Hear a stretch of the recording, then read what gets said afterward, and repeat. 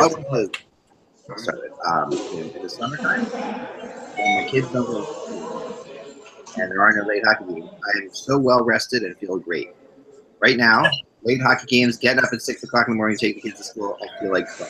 And it's taking me a couple weeks to get. And I'm still like, I keep thinking it'll be a couple weeks, I'll be fine. I'm not fine. I'm just like, I'm making all kinds of stupid mistakes all over the place. Like when I did my center game, I left out the Dallas Stars. Things like that are just like fun things to do. Oh yeah. So you'll get your today. You'll get your sea legs. Yeah, I'll get them. You'll get your sea legs, don't worry. So brother, do you think they'll drop the bomb? Mother, do you think they'll drop the bomb? Anyway, behind Mike there, you got the whole thing going on. All right, so we got lots to get to. So let's start right in, should we? Let's do that today. Sure. Plenty to get into right now. I just heard you on XM, right? Good job, by the way. Oh, thank you.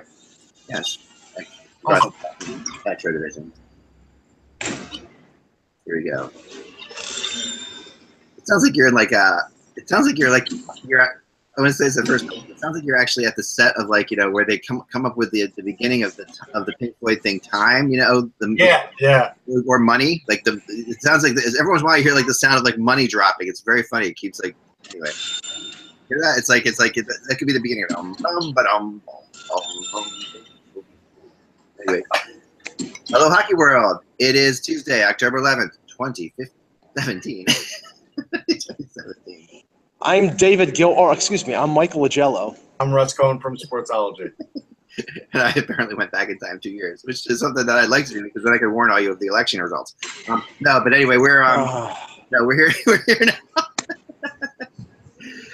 Let's start off with Las Vegas because last night, one of the reasons I'm so tired, I stayed up to watch the game, and which started again late. But but this time, this is the first opening thing. I'm fine with going as long as I wanted to. This was okay. This is really good actually. I thought they did a hell of a job with it. Honestly. Oh, they did. They did an amazing job. I mean, it was as good as any opening night in that circumstance. I mean, 9/11 might be the only one we could talk about with the Rangers after that, and I thought it was tremendous. This was just done in a really interesting way. I love the way they did. They would bring out somebody who was a medical or nursing or police. And then they'd be escorted by it. It was just very well done because you kept thinking to yourself, man, that person who's coming out, they must have done something. It must have been what they've been through and all this stuff. Yeah, that was really that part of it. I thought was just amazing. I also thought Derek Engelland talking on the mic was great too. And that's that's something you don't hear very often, And that's a player there that just endeared himself to that city now, and that fan base forever. Derek Engelland he's going to be fine. Yeah, he's got a job for life there, and that's good though. I mean, because this will probably be his last year in hockey. Although he got a goal, it'll probably be his last year in hockey, and he's going to transition, and it's great. I will say this. Even I don't know if a lot of people know this, but and I forget which Davis it is because Al Davis had kids, but one of the Raiders owners, the majority one, was at that game too, which was nice. That's really cool. Yeah. I have to say they did a fantastic job. The only, of course, the only negative was the incessant "Go Knights, Go" chant for about 6 minutes. But other than that, I mean, they did everything right. I mean, I thought that having first responders come out with the players and the players shaking their hands or patting them on the back was a nice touch. And the anthem was great, and even the reaction. I was sort of taken aback by the reaction of the crowd to the goals that were scored. I mean, it was they had the towels and everything. It was similar to a playoff game because there was so much enthusiasm and so much excitement. It was, and I thought the guys were fine. I know what you're saying, but I thought it was great. It was funny, the beginning of the game, I kept thinking to myself, this is a game, I don't know why this occurred to me, but I'm like, I don't want to be a referee in this game. I did not, as I was sitting there, one of the Vegas players throws a little bit of a slash. We've seen lots of slashes going on the guy. And I'm like, I don't want to be the ref who calls that slashing 35 seconds into this game against the Vegas Knights. I just want to, it was just, obviously refs do, but you can't tell me there isn't a psychological thing that goes on with these guys too. Because there is. I've no idea. There is. When you're in that situation, the Vegas Knights would have had to do something pretty significant to get a penalty call against them early in that game, I thought. And they really did. Yeah, And it was sort of a little bit of a disadvantage to the Arizona Coyotes to play this expansion team right off the bat, where there's a lot of excitement. There's a lot, everything that happened over the last week. And, I mean, to me, the Coyotes sort of, after I think it became 3-0, I think they almost surrendered. They just said, yeah, we can't compete with this. I mean, I was not impressed by their effort at all. And I for one, am somebody who likes the collection of young talent that they have. So I think that they're still going to have a better record than Vegas in the end. But in the earlier game, they didn't show it. Yeah, I agree. I wanted to get to something kind of a little bit before we get to the Flyers game too. I want to talk about that too. The Predators-Flyers game, which was very. Oh, they had a game last night? Very interesting. It's symbolic of a lot of things we've been talking about with both teams, which I think is why we should get to it. Because Brian Elliott was not very good in that game. Shocking. Especially on the game winner. Yeah, the game winner, we'll talk about that one. We'll talk about that for sure. I want to talk about this crazy story about this Windsor man who's facing a lifetime ban for tossing the first octopus on the Little Caesar Arena. Okay? So, Detroit has this tradition of, this octopus throwing thing, and this guy has been to hundreds of games, and he's been the guy who's thrown the octopus. He was the guy who was the last to throw it onto the ice at the arena at the last place. So he throws it up, this is the guy who's been to hundreds of games, has like Red Wings tattoos all over his body. Right? Mm-hmm. And throws his name's Nick Horvath. He's reached out a lot. He reached out to like Don Cherry, help the guy out type thing. But the Red Wings are trying to create this they're trying to kill this thing,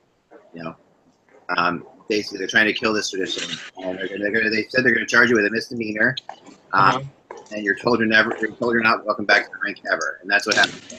They charge you with a misdemeanor. You're not welcome back to the rink ever. Can they let people know that ahead of time? I don't know. I think they did. I think they did. Must have, right? That they were, because this was the Well, then he gets what he gets. Eric. I mean, here's the thing. Here's my feeling on it. I actually got an octopus in the mail from PETA, and I didn't publicize it because they know I'm a hockey writer. Because I said, look, I'm against the fact that you're throwing anything on the ice that you could eat. Right? It's just a waste. It's a waste of food. There are people starving in the world. I hate it. Right? But I didn't publicize it because I said I figured some moron was still going to do it. And some moron did and got in trouble for it. I can't feel bad for him. Well, PETA was a part of this. They campaigned against throwing intelligence-sensitive animals onto the ice. What a load of crap. I'm sorry. But I mean, what's the difference? Would you want? What if there was a team that had a tradition that you throw a dead cat on the ice? Would that be okay? Well, I'm just saying, but that's what we're talking about. Okay, it's like you go to a fish market, you buy a fish. If you're in Nashville, what was it? They were throwing carp on the ice. Remember, wasn't it back in the day? I'm sorry. It's you go to a fish market and you spend $8 and you throw it on the ice. Big whoop. I honestly just think it's a waste of food. That's my basic. Right, but this is symbolic, and honestly, I'm not saying make a daily ritual of it, but you're talking about a new building. You're talking about the octopus was thrown on the ice at the Olympia, the octopus was thrown on the ice at Joe Louis, and now it's been thrown on the ice at Little Caesars. It's not like we're talking about putting octopus on friggin' pizzas. I mean, come on! There's a lot of bad traditions, though, Mike. What if it was a fake octopus? How would you feel? I wouldn't put any octopus on the ice. I would never bring in a rubber octopus made out of rubber for this. Yeah, rubber's fine. Yes, if you want to. Fine. That's fine. Fine. That's fine with me too. But I'm just saying they're trying to do away with traditions, and I'm not talking about Russ. Let's not get into. But is this a tradition that is really worth fighting for? I mean, come on. Well, it's definitely a big part of hockey. It is. I don't discount that. I don't equate this with the rats in Florida. That was a flippant thing that happened, then caught on, and then it got to be a pain in the butt because it took them 15 minutes to collect all of them, and it delayed the game. We're talking about something here that can be picked up with a shovel in 5 seconds, and everything goes on. It's to me, it's inoffensive, and to me, what's more offensive is them, charging somebody with a misdemeanor for it. That's kind of where I am too. I mean, this is kind of thing they need. It's probably going to get dropped. I mean, let's be real. I hope so. I mean, I kind of hope so. I mean, super fans are, they're part. But if you're warned, why in the world would you do it? Yeah. Yeah, I mean, I don't know. I think what I would have done if I was him is I would have tried to find a fake octopus and somehow throw that. Yeah. Next thing you know, Russ, they'll be throwing people out of the building for painting their faces blue and putting a cigarette in their mouth. I'm not even commenting on that one. Or you'll get a show on TSN. Maybe. Yeah, show on TSN. All right. Here's the thing. All right, but here's the thing. Do you guys even know what the tradition is? I had to look it up. I do. It's 8 games. The 8 games they won. Yeah, it's an 8-legged octopus. Yeah, I know. I mean, I'm son of a Red Wings fan. I know the whole thing. So this is and I know a lot of people don't know that, but that's sort of how it. Here's the other thing. Their unofficial mascot is the octopus. Yeah, what does that say to him? Lowered from the ceiling, like a giant octopus that lowers from the ceiling. Right. I've met the giant octopus. I've seen it. Like we've been right up for first. Oh, well, do you think he's in favor of this? Oh, sure. No, yeah, he's probably in favor of the band. My brother killed and thrown on the ice. Well, no. See, if we're going to be accurate, since it takes 16 games to win the Stanley Cup, they should throw 2 octopus on the 16-legged mythical creature called. Right. All right, so let's get into the games last night. First, before we get to the Flyers game and the goal that Brian Elliott shouldn't have let up, keep teasing that through the whole thing. let's go to the Blue Jackets Hurricanes game for a second. Because, I mean, the Jackets won this game 2-1. It was a really good game. I watched a lot of it today. You saw, I think, for the first time you saw where the Hurricanes are. Like you've been saying, Russ, they are further along than people think they are. They are. And the Jackets are still a very tough team, and the Jackets are going to be a very good team this year. There's no two ways about that. They might be the best team. They could be the best team in the East. They're honestly good. But they're going to be really good. At least regular season. The disappointing thing about this is the 7,000 fans that went out to this game. Yes. And I'm not one to ever put into that. I'm not one to rip on fans. We're in Nashville for a bunch of stuff. We're in Carolina, and the best game I ever saw. The second game I ever saw was Game 7 of the Stanley Cup Finals in Carolina, still to this day. Mm-hmm. But to have 7,000 fans in your opener like this, or whatever it is. I mean, well, it wasn't. Yeah, second game. Okay, but your second game. Okay, sorry. Yeah, they sold out the opener, but again, this is something that I've complained about, and we've mentioned on this show before. Right. It's that Tuesday night game, in Florida, where you have 10,000 people disguised as empty seats, and here you dropped from a little over 16,000 in a sellout over the weekend, and it was I think it was 7,500 or 7,600. Incoming team. This is a team that if they're playing, say, in Quebec City, they're probably selling out the games because this is a young, exciting team with a lot of potential. I know that the NHL doesn't want to move teams, and you've said in the past they don't want to move teams that have won Stanley Cups. Yeah. But I'm sorry, this continues. Even when the team is good, this is a warning sign. You've got to start considering moving them, especially when you have viable markets like Quebec City. Yeah, I mean, this is definitely a disappointment. You can't. Fans are the ones who could change it. They need to show up. They are, and they have to. And this is a situation where that's the only way, because you know what? This is how it starts. And this is how the rumors start, and this is how it eventually happens. And you could always go back. People always want to blame ownership and everything else, but at the end of the day, the fans still have to show up. And now you'll hear excuses like, hey, fans were mad at the team for this reason. That's why they moved out of that city. There's nothing going on in that city. There's nothing bad going on with ownership. They need to show up. Right. This is not an organizational problem. This is not a team. This is not a team that's not spending money. This is not a team that's being mismanaged. I think Ron Francis is doing a great job, and Bill Peters is one of the better coaches in this league. They're just not showing up. Now it's one game, but if this continues, I think Gary Bettman's going to have to start considering addressing the situation. Yeah. I think Stop showing up to an extra college football or basketball game and show up to a hockey game. Yeah, I mean, I think this is a good team. You know, this is a team that's It's a really good team. trying to make moves. They're trying to, and when as they get better, their attendance will get better. I think people are still nervous about that they might not be there yet, but at the end of the day, they have to they have to work on this. They really do. Okay, so before I get into the goal that Brian Elliott shouldn't have allowed, I want to talk about I talk a little bit about the NHL. So I said I was going to say something nice about Apple yesterday, and I'm going to say something nice because I have checked. I recently, got a new Apple TV. And I downloaded the NHL app for Apple TV, and it's pretty amazing. It's actually, I mean, I usually watch on Game Center, because Game Center is easier to should you want to watch something out, should you want to play around with your VPN, maybe Game Center is easier to work with, which is perfectly legal. But but Apple TV, the thing about it is perfectly legal. The thing about Apple TV is the interface. The interface on Apple TV is really, really good for the NHL network, for the NHL app. It's you can actually watch 2 games at once, which is nice. You can't do that, I think, on Roku or any of the other things to do that. But the streaming is crazy clear. That's the other thing that I've noticed. That's really I don't know. I got to tell you, the streaming was crazy clear on my phone last night. It was actually, my phone had better resolution now than my my big screen Apple. Yeah, because you are getting you're getting a quasi 4K picture on your phone. Right. You have 4K. You have 4K with a picture on your phone. You can definitely do that. Well,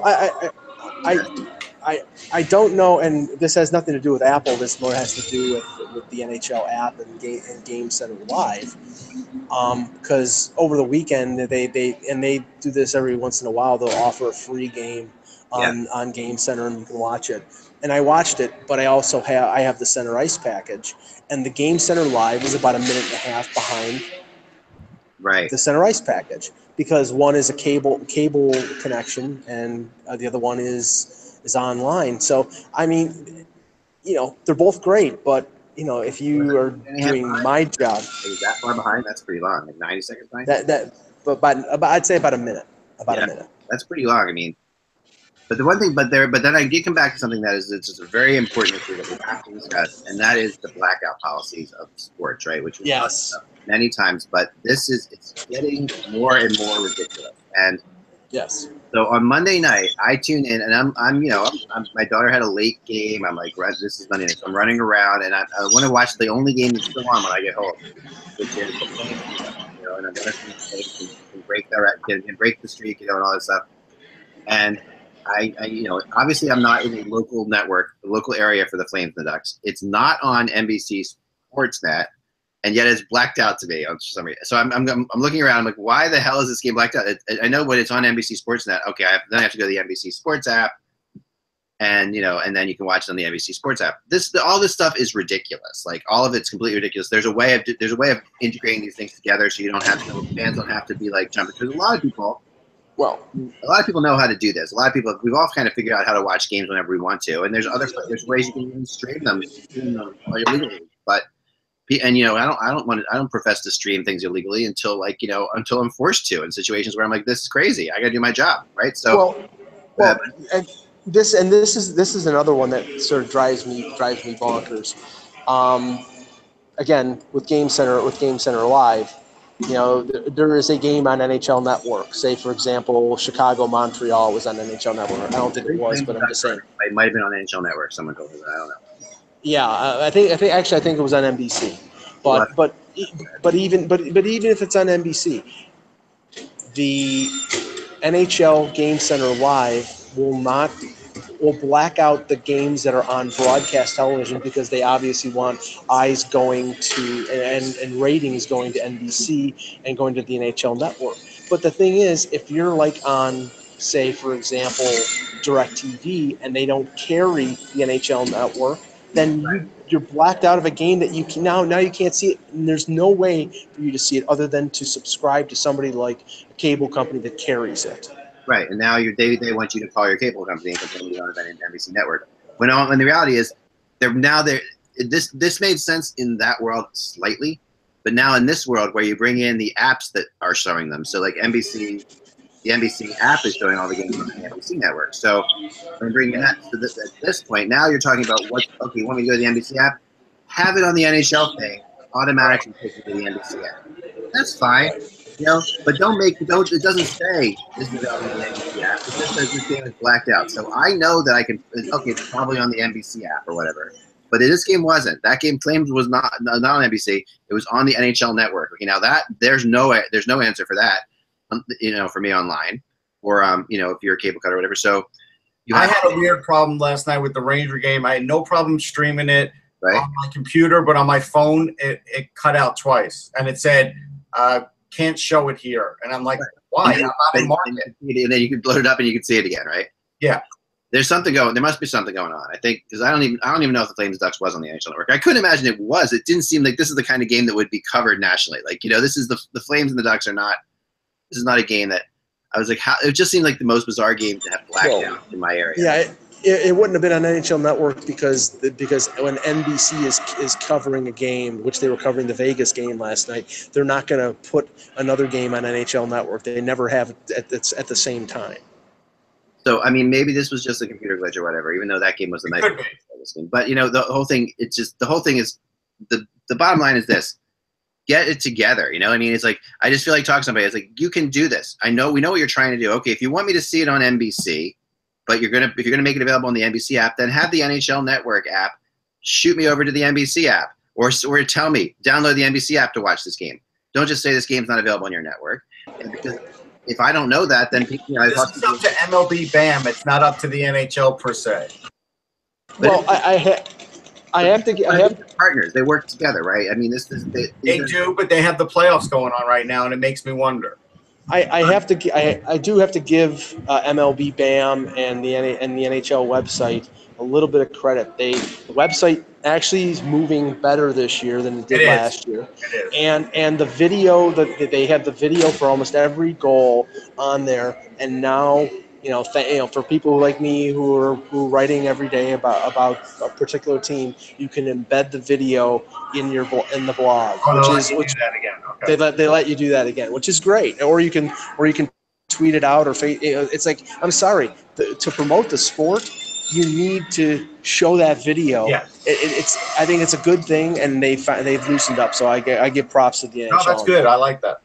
Yeah, and I do think that it made it a lot easier. And the embeddable thing is a nice thing too, and it makes all the sense in the world for them to embed them, because there's no reason not to. Because that embedding thing is getting traffic for them. So that's why I don't understand. You get all different things. Sorry, God, now I'm getting an ad. Sorry.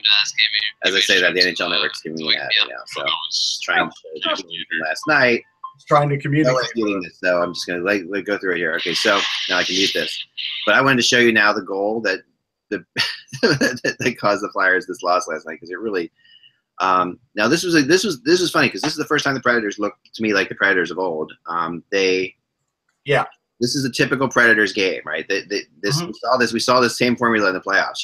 They get a lead, they fall, they would get caught up to, they would win the game at the end. Right. This is very typical. So, it's not a safe way to live, but it's the way that they tend to live. So, to me, this was a good thing. So here's the final goal, and I want to go through this goal a little bit here. So. It should show me. This is supposed to be the final goal. So let me see. It says it's now the forward. It will be like in 3 minutes and whatever seconds. I'm ready forward. Okay, so, all right. Let's get to the final goal here.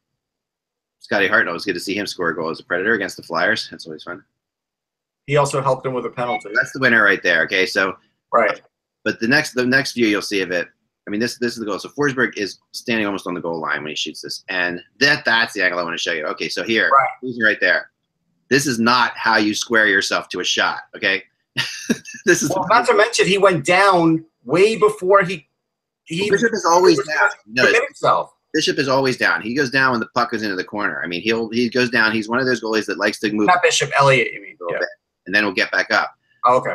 Well, but also, Elliott has always been somebody who plays deep in his crease, and if you look at that, he's basically behind the goal line. No, that's exactly right, Mike. And if so I'll try to get into it. It's like, and Giroux was pissed at this. Say, so this was but when I'll pause it here as fast as I can. Okay, no. So Yeah, this is the overhead, but as you can see, you really can see it better the other way from here. No, that was when you saw he went down too early and he didn't square his body. You're right. Yeah, Mike, like most of his body is in the goal. Like, and as a goalie, that doesn't help you at all, right? So really, the reality is even the glove positioning is all wrong. The glove positioning is wrong. You're giving him so much net. I mean, to score from over here at this bad angle, you have to have a lot of net. And yes, he had so much net because this is the position you're in if the puck is behind the net. Like you're back like that. Not if the puck is in front of the net. If the puck's in front of the net and you're to your side like this, you're giving a needless angle. And he's been almost caught on this a couple times this year already, and then this was a bad time to really get caught on it. And there were a lot. What led up to this was worse. What was that? What's up? What led up to this was worse, though. Yeah, a lot of the other goals, right? They were. No, it's not about the goals. Let's talk about the challenge, right? Okay. Right. So part of the reason I hate the rule, but also. But you're not going to have the view. That's the problem. You're not going to have the view, but this was. You're not going to have the view that the Flyers were looking at and were challenging. This is my biggest problem with everything is we kept seeing the blown up view of Scott Hartnell, and then we found out through Dave Isaac, because he contacted the NHL, that the Flyers actually were saying that Forsberg was offsides, not Hartnell. And the problem is they, as far as the network, kept showing us the other view. We never saw a Forsberg view of where his skates were and where he was slowed down or in a box or glowing or whatever. We never got to see that. And that really bothers me as a viewer that we don't get to see what the war room sees. So, like you as the viewer, you're thinking, oh, they're challenging Hartnell, and all right, that doesn't make any sense. And now this goal is going to stay. Meanwhile, that wasn't even what they were challenging. This is what they're saying right here, right? So this is Forsberg, right? Yeah. Yes, that's him there. Yeah. So it's really close. It's hard to know. The thing is, we need the blown up look at that. You know what I mean? Don't have a good angle there. But the point is, at the point at which they challenge this, unless you're 100% sure of it, you're putting yourself. You gave away a game. Yes. I mean, because now you gave them another power play with 1:17 left in the game of a 5-5 game, right? And that's what they did. So, so that they come and they score on the power play, and Dave Hackstall can permanently can say that he gave away a point at least. But again, this is the problem with this on top of everything else is the fact that they didn't change the offside rule, and how how do we know whether Forsberg's skate is down or not down? That would have been a moot point if they would have just changed it to the NFL breaking the plane rule, but they didn't do that, and so now you're going to have another year of this crap of yes or no or gee, is this right or not? It's worse now, Mike, though, because now it's a penalty if you're wrong. Right. Yes, that makes it even worse. He's right. This really you have to question them. I mean, the Flyers. I don't know what to say. Like they could argue I guess they could sit there and they could argue and say, well, this is what we have to do because if we're right on this, then we're still winning, right? Right. My personal opinion is let that goal go by, even if you think that it is. Wait until maybe there'll be something worse in overtime. I could see challenging in overtime. Or at the beginning of the game. I can't see challenging late in the game. I'm already playing the whole period practically in my own end trying to kill off penalties, and there is that chance that I'll have to kill off another one. That's what killed them. But why aren't we learning from other sports here, okay? Because the NFL's already figured this out. They already addressed this issue. And that is don't they have like a rule that in the last 2 minutes of something, if something's everything gets reviewed, yeah. Right? So here you are, you can say, why can't we say the last 5 minutes of a period? Because I would say the NHL doesn't want to slow down the total game, and they're also basically telling the coaches. But it doesn't take long. Like it doesn't. I mean, because the replay shows they could immediately say where this is worth looking into or not. They could say no, this is definitely fine. And then if it's close, then yeah, it's going to take long, but you want to get it right anyway. So remember they had that. Oh, now I'm echoing. What? Russ. Anyway, you know what I'm saying? Russ had there's a really bad echo. Okay, I didn't hear it. Do you hear it now? Yeah, I do. All right. You want to go? Wait till Russ comes back and then we can log off. But no, I mean, I think that there's no reason. To me, this puts too much on the coach at the end of the game. Really, too much on the coach with like a minute and a half left. Try to rush the turn. Here was my pre-challenge, they have that rule where if you scored a goal and we didn't catch it, when there's a stoppage in play, we'll go back and we'll put it up on the board. Do you want to go back to that? Yeah, I mean, that to me is okay because you're getting it right. You know, like I don't have a problem with that. I think that because that's what they did away with. Yeah, I really don't think they should have. I mean, I don't see any way. I mean, they do have that now where they can stop the game. We saw it happen last year where they can stop a game if a goal happens, you know, and they determine goals happen. And we saw that happen last year for the Predators. It happened in the Stanley Cup Finals, right? So I remember that. So that's clearly, I think that's fine. If you can get it right, get it right. You know, that's fine. No one's trying to like win one over here. Trying to say, oh, they got away with it.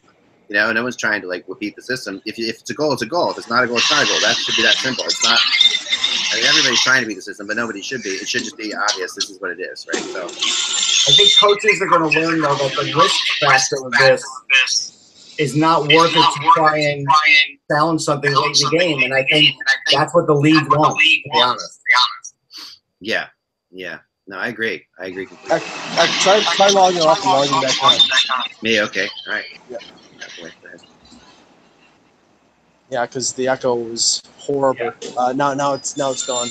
Well, let's talk about something that I know that fans in Montreal are talking about, and that is the fact that the Montreal Canadiens can't score goals. They lost to the Blackhawks last night. I think the final was 3-1. Now they had a ton of shots, but they only beat Corey Crawford once.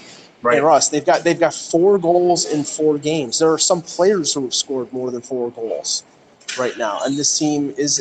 Honestly, I think, and we've talked about this for years and years. And Mark Bergevin this year, I don't think did themselves a favor. I mean, the Sergachev for Drouin deal in and of itself was maybe even. I think Drouin is a talent, so I don't have a problem with him. But he didn't go out and get that center. And now you see them. You've got Drouin out of position. You've got Galchenyuk playing the wing. You've got Pacioretty. You've got Buchanan's playing as a second-line center. But it's hard to get a nothing center. There. Look at the Rangers. They're having the same problem. It's hard to get a center. Well, the problem is that if you're going to trade your linchpin prospect in Sergachev like they did, you had to get a center. They didn't want to trade him for Matt Duchene because Matt Duchene only had a couple years left, and Drouin they can lock up long term. I get that, but the problem is that now you've made that trade, you've thrown that chip into the middle of the table, and now you still can't score. The good news is the offense can only get better from here, Mike. Oh, jeez. Yeah, but I mean, how bad? How much longer can they rely on Carey Price to just carry the weight? Sorry, bad pun. But carry the weight of that team. Game against the Rangers was a bad one for them. It was. It was a situation where Lundqvist was playing great. Price was playing really well, but his team really didn't put that much of a scare into the Rangers. A couple times here and there, not a ton of scoring chances. I watched another Canadiens game where, Price was just killing it. But the problem is if you can't get the offensive push in your end and you're going to play in Carey Price's end all night, not a good formula. Now, okay, I don't get, again, and we've talked about this for a while, and we've talked about the fact that, Vancouver should be going the way of the rebuild, but they just resist it completely. Mm-hmm. And the last couple games, they have healthy scratched Brock Besser instead and are playing all their veteran guys like Thomas Vanek. This is a team. I mean, they lost to the Ottawa Senators yesterday, 3-2 in a shootout. This is a team that should be trying to play their young guys, get them in there, get them experience. Center this team around Bo Horvat and Virtanen and Besser instead of putting out the Sedins constantly, putting out retreads like Thomas Vanek. But they're not doing that. They continue to go with the veteran guys, and by the middle of the season, they'll have wasted the middle of the season playing them instead of playing the young guys that they should be playing. I get what you're saying, but at the same point, at 1-0-1, they're going to just do it their way, and I can't kill them yet until we start seeing some more results. as far as Besser goes, yeah, you want him to get in there, but we don't know how he looks in practice. Like that's, maybe he's not fitting in with anybody at the moment, and so they want him to watch a little bit. That's possible. I don't know. Yeah, well, he had a great training camp. That's the thing. It's like, it would be one thing if he had slumped in training camp, or if he had shown that he was out of place. Then okay, then you could say, okay, he needs to go down to the minors or whatever. That wasn't the case. He was one of their better performers during the preseason. So now all of a sudden, what has changed? Well, what has changed is you signed a bunch of guys. You signed a guy like Vanek, who's a veteran guy who needs to play, who management spent, significant money. Yeah, he's playing no matter what. He's playing no matter what, exactly. And I think that's nuts. But you may have to message Eck here because since I'm using my phone as the video, he sent me a message, but I can't. And we'll let him back in. So end the show and then. Well, he has to end the show. Just text him that he has to end the show. We'll stop recording when we're all logged out. Oh, okay. Okay. Well, yeah. I mean, final thing here. I'm up in Toronto here for the